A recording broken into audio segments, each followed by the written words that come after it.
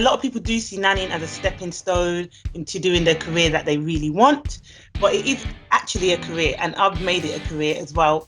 Imagine having your own childcare expert in your home, tailored to your child and to your family. The UK Nanny Matters campaign is so important because it advocates for a pay scale for nannies. Make sure you have the mindset that you're there as a support system to the family, not just to the child. My name is Shada Lambert. I'm also known as Nanny Sharz, and I'm an international nanny and childcare expert of 17 years. I specialise in potty training and sleep training, but I also am a mentor for many nannies and businesses, and I'm also an entrepreneur as well. So that's me. Amazing. And some of the things that you talked about there are probably especially interesting to our early years audience in terms of the stuff that you do around potty training and sleep training. For me, as a non-early years person, both of those things sound like really lovely solutions to things that could maybe be a bit of a nightmare for both parents and for early years sort of or children-based practitioners in general. What made you want to tackle two like massive issues within the sector like that? Well, to be honest, it's mostly my strengths, and I also find as me being a nanny, as well as being a speaker as well. I speak a lot on potty training, public speaking on potty training and sleep training. But besides that, I really enjoy it. I know some people, I'm a bit weird like that. I enjoy things that most people don't. So I really enjoy potty training and I really enjoy sleep training because it's so rewarding, and I'm big on challenges. So it is very challenging, but once you get the result, that feeling is priceless. And just to see, sleep deprived parents now sleeping, that is like a reward that I would live for over and over and over again.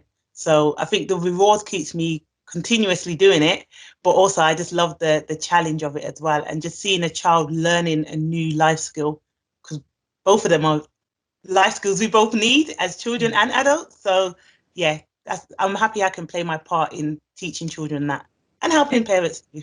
I was going to say, and you talk obviously with such passion when you're talking about supporting children, but that's twice in that little description that you mentioned, being able to see the impact on parents.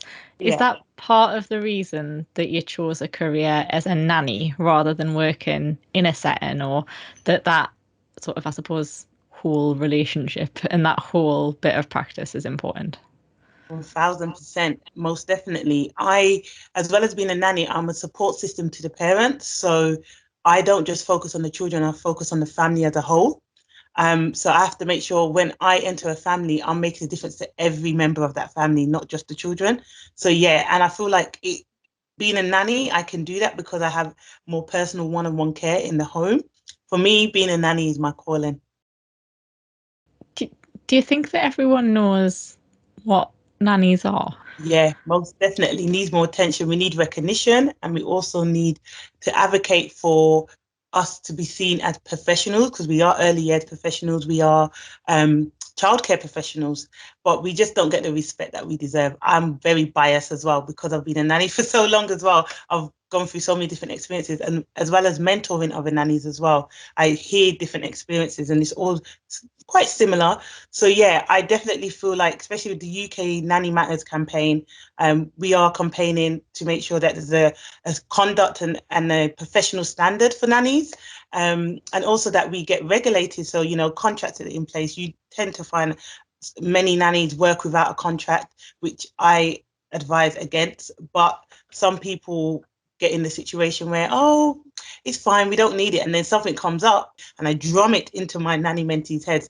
Do not start a job, and no matter how excited you are, without a contract that has been signed by both parties, read, negotiated and signed. So yeah, I don't think we get the recognition we deserve. And in terms of being a nanny, there's so many things that we do that so many people don't know. I've been called an au pair. Like I said, no disrespect to au pairs, but we are not au pairs, we are nannies. We're not babysitters, we're nannies. It's completely different, like three completely different jobs. There's a really weird disconnect from the people that I've talked with since sort of discovering a little bit more about nannying as a profession, in that lots of people see it as both childcare for rich people and in that very sort of exclusive world of nannying in that high income families bit, but also see it as a really low paid sort of dead end job, which I suppose is wrong on both counts. It's furthest from the truth. When people find out what nannies actually make, they're like, I'm in the wrong job. That's always the response that I get. We are very, very well paid because we work very, very hard and we should be compensated for that. And a lot of people do see nannying as a stepping stone into doing the career that they really want. But it is actually a career. And I've made it a career as well, doing it for 17 years, being a worldwide nanny, working for many different families. And it's not just a childcare service for rich people. And this is why I personally went on a public platform, because I want people to know nannies are accessible. You don't have to be rich. You don't have to have the highest income in the world. If you want, you can have a nanny, but it just has I mean, to it work might out. even be that if you have multiple children of different ages, or that are in a setting, that it might be more cost effective to have a nanny who can cater to all three of those children than it could be to put all three into a childcare setting that you were paying for individual spaces for. Most definitely. I 100% agree. And for me, I want people to think of a nanny as another option of childcare when they think, okay, I can either have a nanny, an au pair, or a nursery.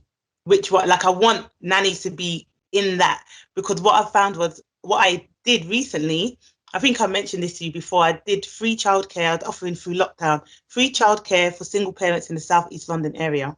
And one of my main reasons for doing that was because I want people to see that being a nanny is accessible. I want them to have the experience of having a nanny and understand, because a lot of the single parents that I provided childcare for didn't actually know what nannies did. And then when I came into the home, they were like, is this what a nanny does?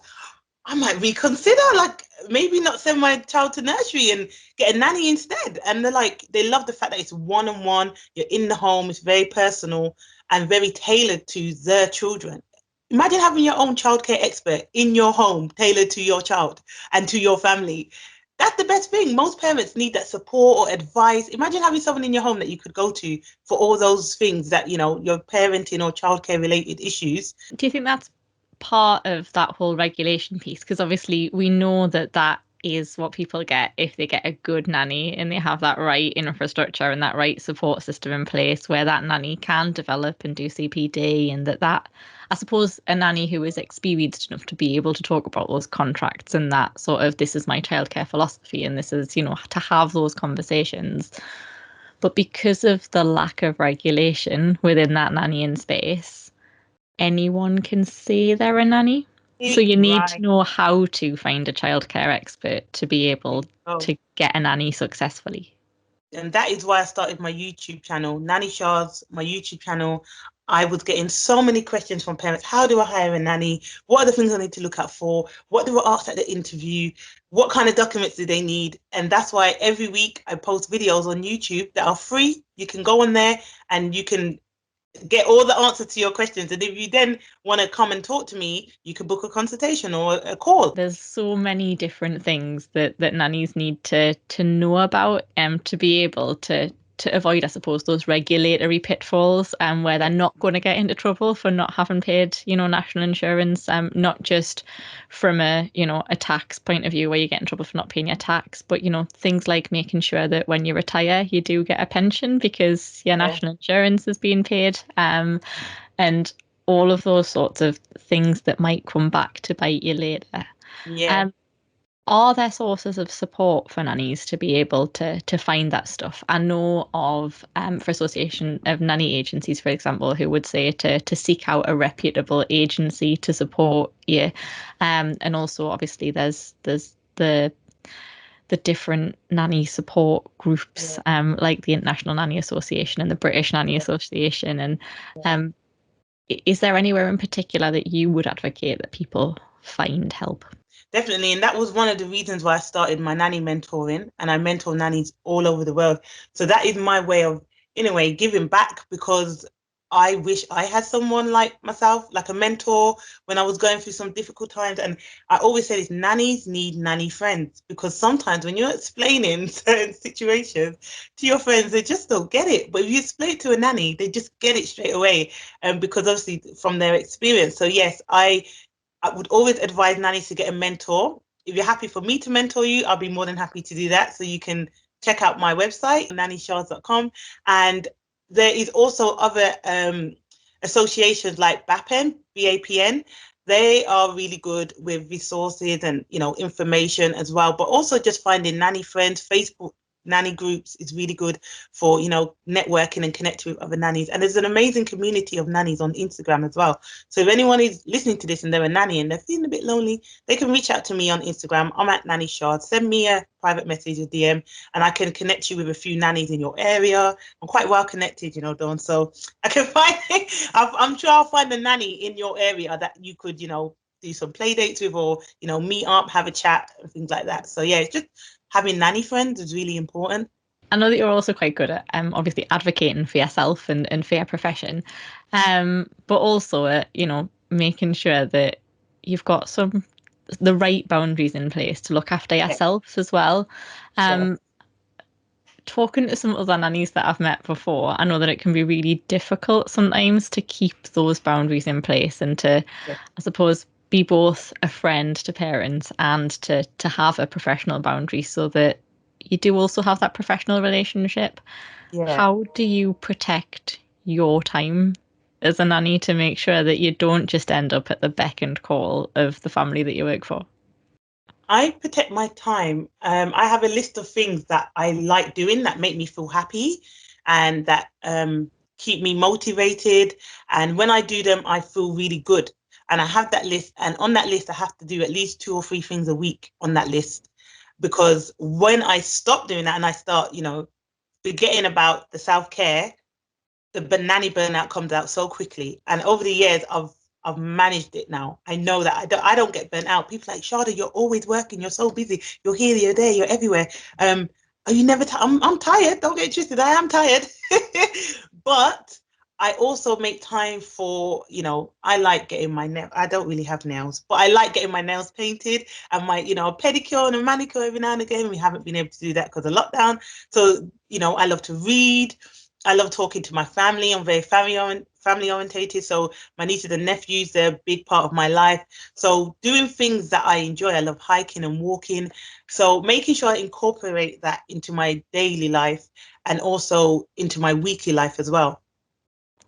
And how has that been over the last year where I know nannies have been allowed to go to work and to do obviously your job and to provide childcare and to obviously spend time with the families that you support, but there hasn't necessarily been that outlet where you can go and get your nails done or to go and just play with kids that you love for the sake of Yeah. playing with kids that you love rather than because there's a goal or an outcome or some development to be done.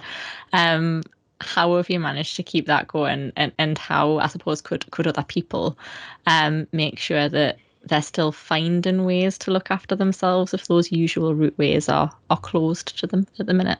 So for me personally, I've been very blessed because I've been able to work throughout the whole pandemic.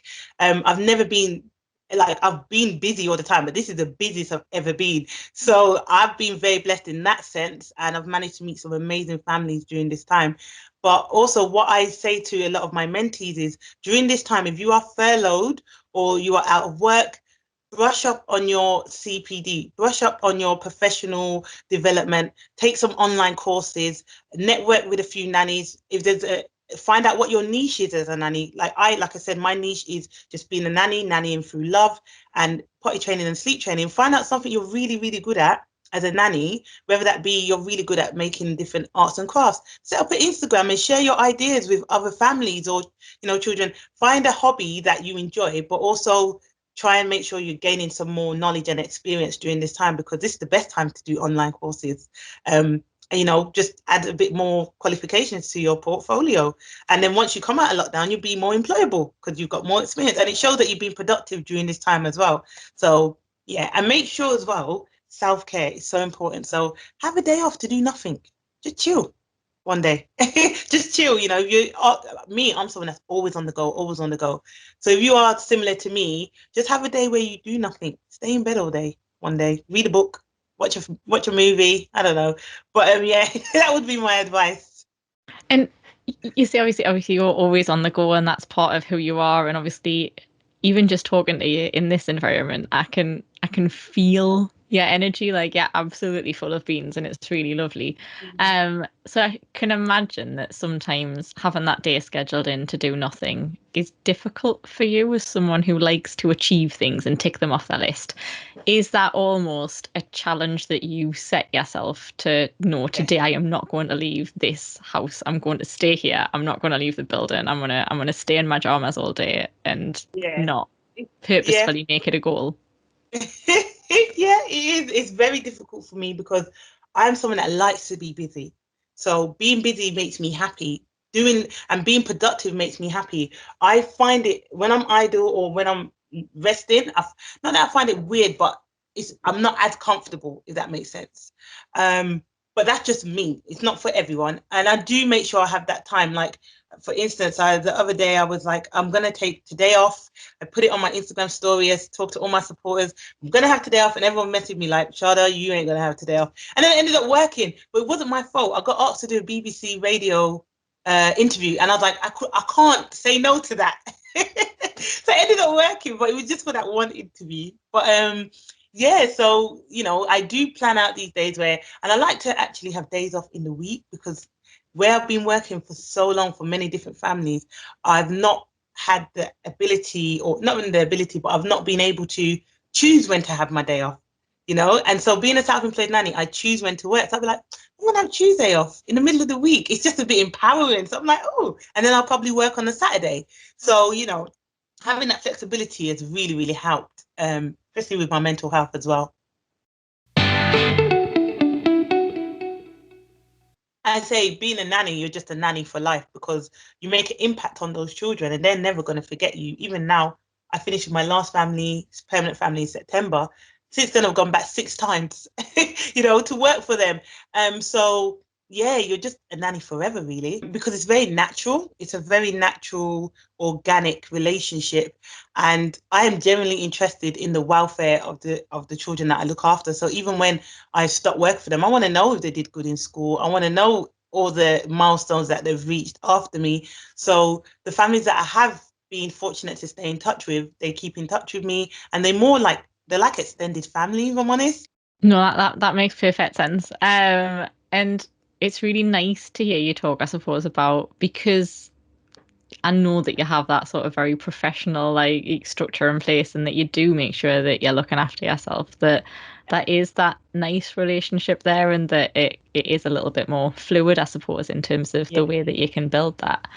Um, and I suppose that makes sense when you're helping parents with things that are really intimate and, Yeah. I suppose, make them quite vulnerable. Yeah. It must be a big deal for parents to ask for help with things like their child's sleep or getting their child to use the toilet properly, or to, that potty training bit, because as a parent, I suppose those things might feel like they're things that you should just be able to do.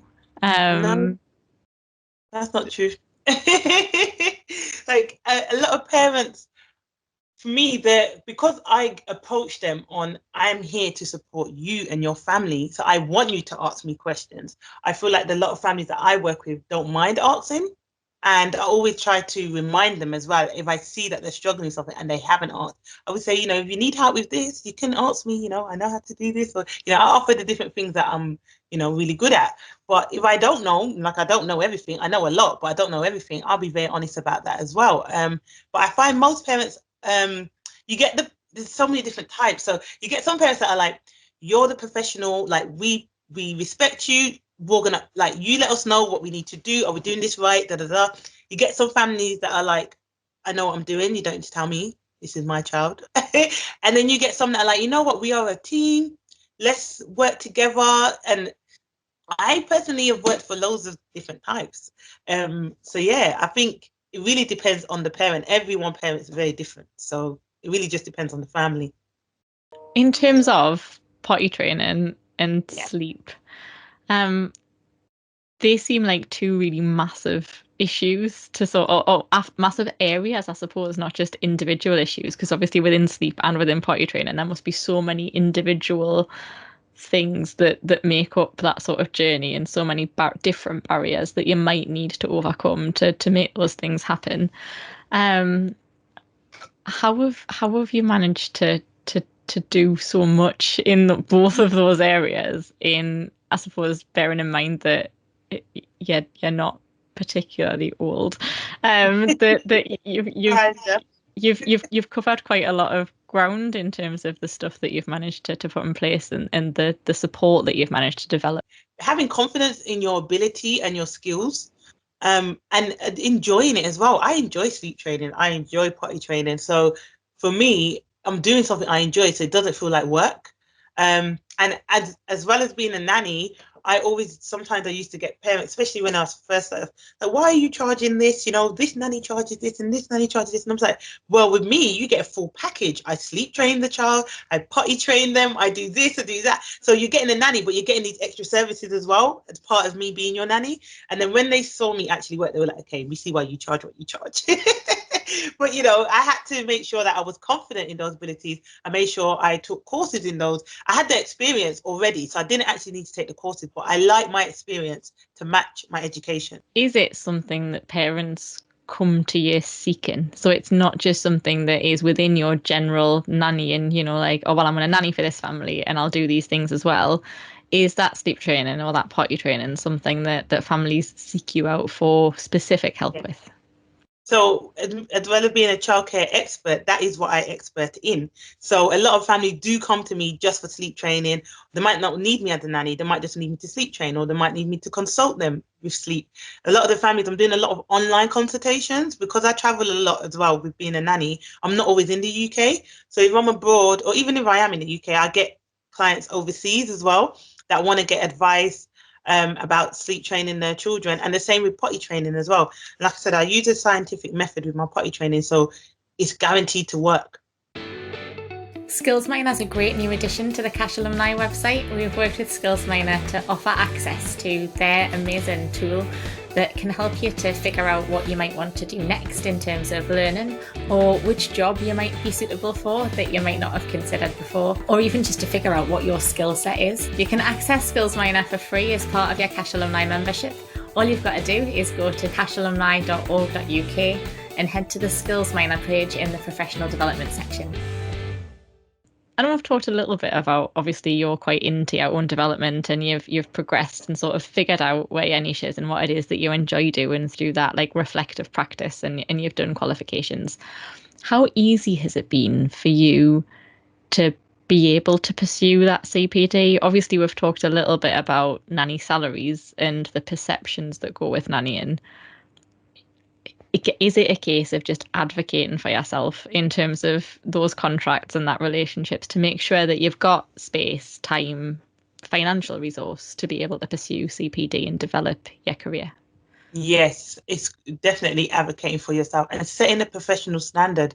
If you take on a job that has many hours, but then you're willing to get paid pennies for it, what standard your employer's not gonna respect you, because they know that you don't value yourself because you're willing to take a lower wage, even though they know they should be paying you more.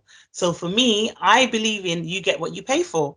Honestly, if you pay a nanny and you're not paying her well, she's not going to be as motivated. She's not going to want to come into work and be happy. She probably won't go the extra mile for your family. So these are the things. If you're going to pay your nanny, make sure you pay her what she deserves. And this is why we said again, the UK Nanny Matters campaign is so important, because it advocates for a pay scale for nannies. So parents can see, okay, my nanny's been a nanny for between 5 and 8 years, so she should be on this pay scale. Or, you know, my nanny's been doing it for over 20 years, they should be on this pay scale. What you're finding is a lot of nannies or people are saying, I want to be a nanny now. They come in, the nanny, they got their little checks, or the DBS and the pediatric first aid, and then they're trying to get hourly rates of nannies that have been doing it for 25 years. That's not fair. That nanny's put in craft and work in her career, and you've been here you've done it, you probably don't have no experience, or you've done it for 1 year, and then you're trying to get the same wage. It doesn't work like that. And this is why we need to be regulated. because then we have that pay scale, and that would really help with a lot of confusion as well. Yeah, and do you think that would help work the other way around as well, where you've got nannies who are very well qualified and very experienced who, because they're just the sort of person who enjoys being that person and doing those things, undervalues their skills and does stuff at a much lower wage than they could get because they don't know how to ask for it? 100%. Yes, I've spoken to so many nannies. Like I said, I've done it for 17 years. I spoke to nannies that have been doing it for 25 years, and I'm getting double what they're getting. And I'm like, huh? How you've got all the, what's going on here? And that's why with my mentoring, I'm working with nannies that probably they have more, they've been doing it longer than me, but I have more experience than them. And I've worked with nannies that are just coming into the industry, only been in it for 5 years. So it really does range, and it's really good to talk to them because I'm hearing like a lot of nannies are like, well, what's the point now? Especially the seasoned nannies, that's what we call them, the ones that have been in it for a long time. The seasoned nannies, what's the point of fighting for a wage? The younger ones are coming in and getting all this. And I'm like, that's not the attitude to have. It's definitely a mindset shift that we need. But you also get, I find, and I've found it with myself, the older you get, the more comfortable you are with speaking up and advocating for yourself. When I was younger, I'll be honest, I'll say I'm a Black woman. So I used to have this complex of if I speak up, I'm going to be labeled as angry, aggressive Black woman. So I wouldn't say anything. And then that just did me a disservice. It did the family a disservice because you build up resentment. You're not truly happy. And then when I started advocating for myself, I had less problems. So I was like, is that all I needed to do was talk? So I always advocate nanny to speak up. Always speak up. If you're not feeling that you're getting paid what you deserve, have a chat with your employer and say, I've been doing this. If you're doing on extra tasks, say, I've taken on these extra tasks. I just would like to be compensated for it financially. Do you think we could do a pay review or, every 6 months or every year? So yeah, I really, really drum that into my mentees. And do you think that's the same with things like if you want to do a course or you want to do some development, to just say like, this is the development I want to do and these would be the immediate benefits to you. Longer term, it might mean that I can do X, Y, and Z, or it might set me on this path and sort of maybe for the financial side, but also for that time away if there is that sort of need. And there's a lot of people scared to ask their family, the person that they're with, their employer, for that time to do that development because they see themselves as being paid for that direct contact with the child and with doing that child development. And they don't necessarily see the links between them doing this great course that they want to do because they'd really enjoy that, with those direct impact and benefits that it could have for that family they're working for. It's very true. I've seen that a lot with some families. They want the nanny to know more. Like I had a coaching call actually last night with a nanny that's overseas, so I was up really, really late. And one of the things was sleep training. She knows I'm a sleep consultant, so she was like, I wanted to get your advice on this. So one of my tips for her was to invest in a course, and if the parents are okay to pay for that course, then it will benefit the whole family because we're having problems with the baby that wasn't sleeping. And they told me a few methods that they had used, and I was like, yeah, no. So it's like, if you gain more education and knowledge on it, then you could advise the parents best as well. You wouldn't have to come to me. So I definitely recommended her to the sleep course that I did. That was amazing. So yeah, she got booked onto that. The family were very happy to do that. So yeah, sometimes I just think if you don't ask, you don't know. It's worth asking. Yeah. What's the worst that can happen? They say no, but at least you asked. Yeah, and now you can look at other avenues and not just wonder whether that could have been a thing. Yeah. Well, that's excellent advice. If there was any advice that you could give to prospective nannies or prospective families of nannies that are listening, what would that advice be? There's a few things. The first thing is to set boundaries very early with the parents and with the children. So important. Set boundaries. Always, always work to a very high standard and use your initiative. When you are a nanny, or if you're trying to get into the nanny industry, make sure you have the mindset that you're there as a support system to the family, not just to the child. You need to make sure that's very important. Make sure you have all your checks, so your DBS, your pediatric first aid, your nanny insurance. A lot of nannies are not insured. You need to get your insurance. Make sure you have a childcare qualification. And if you're trying to get into the industry and you don't have childcare qualification, do some volunteering.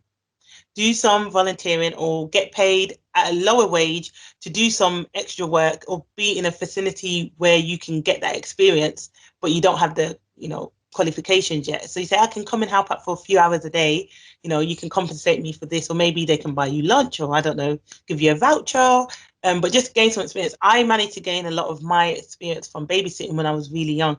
I was 13 and I thought I was a big woman and I wanted to work. I wanted to be an adult and I wanted to get money like everyone else. So I started working at 13 and I haven't stopped since.